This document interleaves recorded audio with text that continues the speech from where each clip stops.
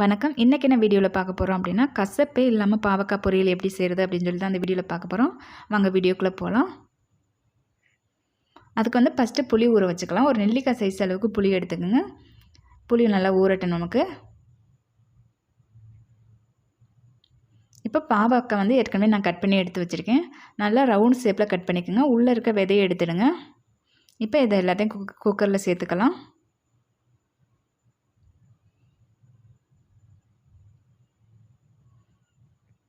இதில் வந்து ஒரு அரை ஸ்பூன் அளவுக்கு உப்பு. இது கரெக்டாக ஒரு 400 கிராம் அளவுக்கு பாவக்காய் இருக்குது. இப்போ நம்ம ஏற்கனவே ஊற வச்சோம்ல அந்த புளியை அதை கரைச்சி எடுத்துக்கலாம். அந்த தண்ணி அதில் சேர்த்துக்குங்க. கொஞ்சம் பாவக்காய் கரெக்டாக முழுகிற அளவுக்கு இருக்கான்னு பாருங்கள். இல்லை அப்படின்னா தண்ணி சேர்த்துங்க. ஏன்னா கரெக்டாக இருக்குது. இப்போ இதை மூடி வச்சிடலாம். ஒரு விசில் வர்ற அந்த வரைக்கும் மூடி வைங்க.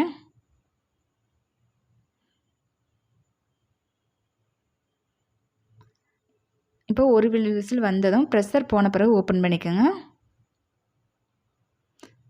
இப்போ ஓப்பன் பண்ணியாச்சு. நம்ம காய் நல்லா வெந்துடுச்சு. இப்போ இருக்கட்டும். இப்போ நம்ம சமைக்க ஆரம்பிக்கலாம். 2 விசில்லாம் வச்சிங்க அப்படின்னா நமக்கு ரொம்ப குழஞ்சிடும். ஒரு விசில் போதும் நமக்கு.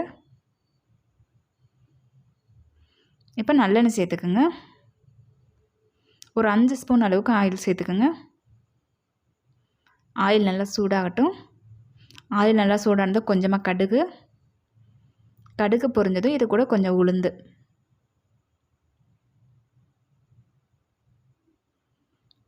இப்போ உளுந்து நல்லா பொரிஞ்சிடுச்சு. உளுந்து நல்லா கலர் மாறின பிறகு இது கூட ஒரு 6-7 சாம்பார் வெங்காயம் கட் பண்ணி வச்சுருக்கேன். அதை சேர்த்துக்கிறேன். நீங்கள் பெரிய வெங்காயமாக இருந்தால் ஒரு மீடியம் சைஸில் ஒரு வெங்காயம் சேர்த்துக்கோங்க. இது கூட ஒரு கொத்து கறிவேப்பிலை. இப்போ இந்த வெங்காயத்தை நல்லா வதக்கிடுங்க. வெங்காயம் நல்லா வதங்கட்டும். இப்போ வெங்காயம் நல்லா வதங்கினதும் இது கூட 3 வந்து பூண்டு தோல் நீக்காமல் அப்படியே நச்சுட்டு சேர்த்துக்குங்க. இப்போ இது கூட ஒரு தக்காளி. இப்போ இதுக்கு வந்து நம்ம ஏற்கனவே வந்து பாவக்காய் வேகும்போது கொஞ்சம் உப்பு சேர்த்துருக்கோம். அதனால் கொஞ்சமாக உப்பு சேர்த்துக்கோங்க. ஒரு அரை ஸ்பூன் அளவுக்கு உப்பு சேர்த்தினாவே கரெக்டாக இருக்கும். இப்போ தக்காளி நல்லா வதங்கட்டும். தக்காளி நல்லா வதங்கிடுச்சு. இப்போ மசாலா சேர்த்துக்கலாம். இப்போ 1 ஸ்பூன் அளவுக்கு தனி மிளகாத்தூள், 1 ஸ்பூன் அளவுக்கு தனியாத்தூள். இப்போ இந்த மசாலாவையும் பச்சை வடை பொருந்தடி வதக்கிங்க.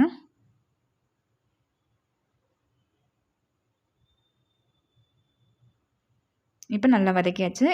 இது கூட நம்ம பாவக்காய் வச்சுருக்கோம்ல அதை சேர்த்துக்கலாம்.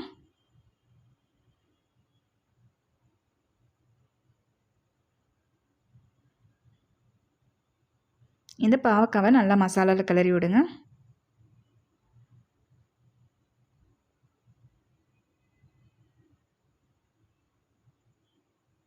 இப்போ இதை மூடி வச்சிடலாம். ரொம்ப நேரம் வேணால் ஒரு 3 நிமிஷம் மட்டும் மூடி வைங்க. இப்போ நமக்கு பாவக்காய் நல்லா வெந்துடுச்சு. இந்த மசாலா மட்டும் நமக்கு அதில் சாறதுக்கு மட்டும்தான் நம்ம மூடி வைக்கிறோம். ஸ்டவ்வை வந்து சிம்மில் வச்சுடுங்க.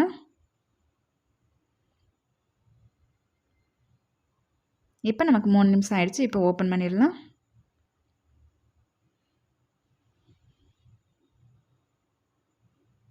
இப்போ நல்லா கிண்டி விடுங்க லேசாக.